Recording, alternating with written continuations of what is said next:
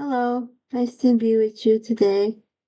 I know that many amongst you have an addictive victim mentality, a blame to your brain for its inability to stop negativity.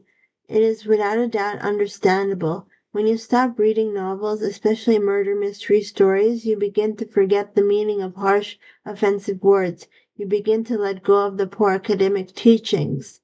According to school, it is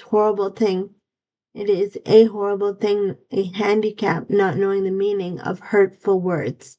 I would object to the above because when you no longer know what aggressive, threatened, humiliated, etc. means, you release the negative stories conjured up by your brain that accompany them.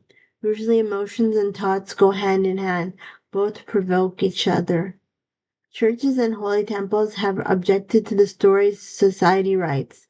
The more they object, the more hurtful words appear and are accepted by the rebellious and ego linkage people. Students helplessly study harsh meanings. So, what should a person do?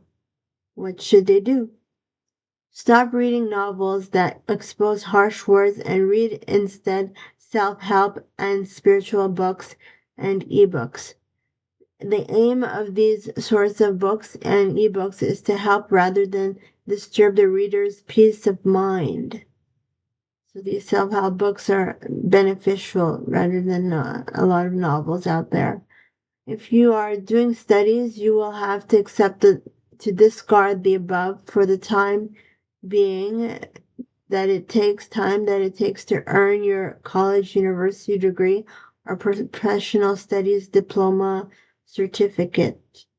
I am what I am teaching requires an isolation period from the naysayers and discouraging people to absorb the healing energies from Allah, God, universe, and I am a helper, servant of the above. My YouTube videos are a part of your eternal passage. Keep viewing my videos for such as my keep viewing my YouTube videos for growth, not aging.